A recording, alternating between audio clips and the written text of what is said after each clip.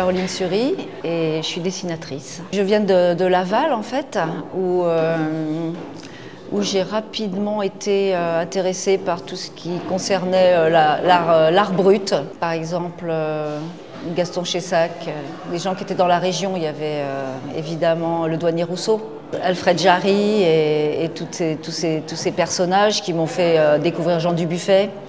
Et c'était mes centres d'intérêt avec l'expressionnisme allemand. Bon, ça correspondait bien à une époque, hein, dans les années 80 et tout ça, toute cette recherche de choses iconoclastes, marginales. Et donc évidemment, l'art singulier, l'art brut, pour moi, était vraiment quelque chose de très fort, quoi, comme le mouvement Cobra, en fait, voilà aussi. J'ai fait les Beaux-Arts d'Angers puis de Bordeaux.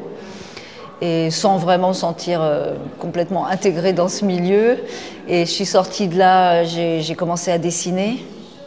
Et en fait, c'est le dessin et le fait que le dessin ce soit difficilement exposable, même si ici on prouve un peu le contraire, puisque c'est que du dessin.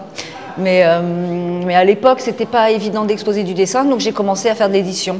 J'ai eu accès à un atelier de sérigraphie à Bordeaux et j'ai commencé à faire mes portfolios, mes éditions, à sérigraphier des pochettes de disques pour mon groupe aussi, puisque je chantais dans un groupe. Du coup, j'ai rencontré Paquito Bolino aussi dans ce milieu de fanzine, de l'underground. Voilà, je le connaissais depuis déjà longtemps, déjà avant qu'on soit ensemble. Et puis, on a créé ensemble Le Dernier Cri. Pour continuer à publier, s'auto-publier, mais aussi, surtout, publier d'autres personnes qu'on aimait. Voilà, toujours pareil, un attachement à un milieu artistique marginal, art brut, art singulier, des jeunes dans les marges, des jeunes qu'on voit jamais, ou des gens très âgés, comme Raymond Reynaud, par exemple, à l'époque.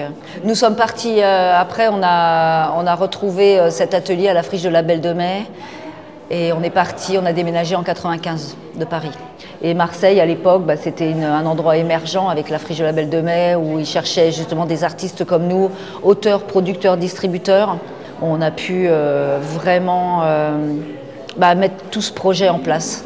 Le Dernier Cri avec les films d'animation, tout ça, tout a été possible à la Friche puisqu'on avait les espaces pour filmer, pour s'installer, pour faire un atelier correct.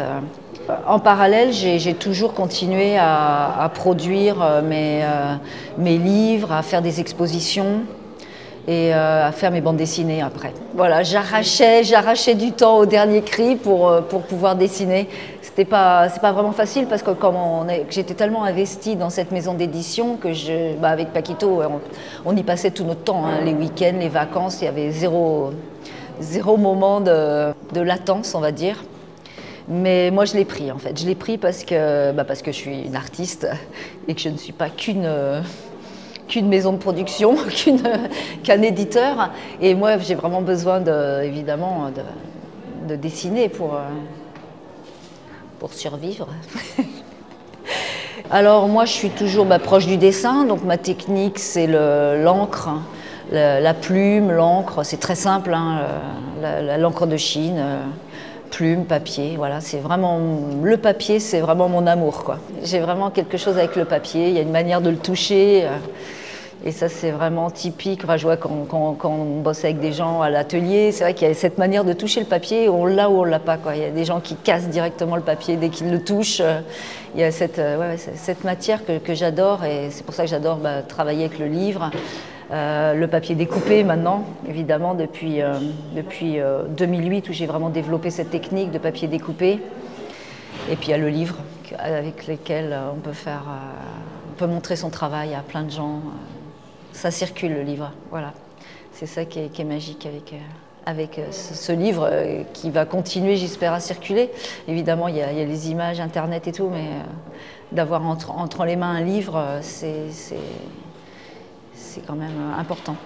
Les thématiques que j'aborde dans mes dessins, alors il y a beaucoup d'introspection, par exemple avec toute cette expo ici, où là c'est vraiment des dessins d'introspection, où je me pose devant ma feuille et je sors des choses un peu en dessin automatique. Et en fait je pars un peu en live, je ne sais pas du tout ce que je vais dessiner, c'est vraiment juste du trait au départ, c'est une idée, puis les fils des idées évoluent comme un peu une séance de psychanalyse en fait, ça ressemble un peu à ça. Mais dans ma tête, j'ai évidemment ces images qui sont... est-ce que c'est des images, est-ce que c'est des paroles qui arrivent? Parce que moi, j'ai tellement ce dessin intégré entre le cerveau et la main que ça part tout seul. J'ai ma façon de dessiner qui est facile, quoi. J'ai pas besoin de réfléchir au dessin. Je me fais plaisir en posant. Je cherche pas à faire joli, quoi. Et des fois, souvent c'est trash. Forcément, parce que ce qu'on a dans la tête, souvent, c'est un peu merdique, on va dire. On va dire, c'est merdique, c'est toutes les idées noires, toutes les choses on n'a pas... Quand on est quelqu'un de poli et de civilisé, normalement, ces choses-là, on essaye de ne pas les faire ressortir, parce que quand on est face aux gens, des fois, on est dans des postures. Donc quand je suis toute seule devant ma feuille, je peux y aller. Voilà, comme quand on est dans un cabinet avec un psychanalyste ou quelqu'un ou un psychologue, quand on a besoin de régler des problèmes. Moi, je règle mes problèmes sur mon papier. J'ai toujours voulu aborder la sexualité, par exemple. C'est vraiment quelque chose qui m'intéresse parce que je trouve qu'en tant que femme, j'ai ce truc de désir. Et particulièrement en 2008 où j'ai commencé ces dessins un peu automatiques et ça parlait essentiellement de masturbation.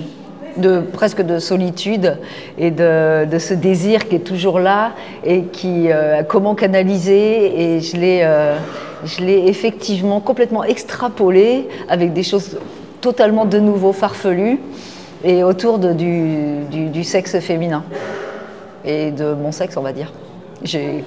C'est très impudique. Moi, j'étais dans une maison, dans une maison d'édition, le dernier cri, où le sexe était très exhibé, et notamment le sexe masculin. Et ça commençait à ça très vite, ce côté très mal de montrer les choses et tout, ça m'agaçait un petit peu. En tout cas, ça me faisait réagir. C'est un peu ça, c'est le dernier cri, c'est ça, on travaille en réaction. Et donc moi, je travaillais aussi en réaction. C'est-à-dire je voulais montrer justement le côté féminin avec des choses qui pouvaient paraître violentes, exacerbées. Et c'était vraiment mon point de vue pour ces dessins, quoi. Après, je les ai appelés drôles de dames au pluriel, mais en fait c'est moi la drôle de dame au départ, quoi. En fait, c'est ces dessins où je me mets à nu et je parle de cette sexualité extra diverte dont je parle dans ma maison d'édition ensuite, ainsi que celle d'Ameline Ludovic et qui s'appelle La Gang, où j'invite des dessinatrices à parler justement de l'image du corps féminin.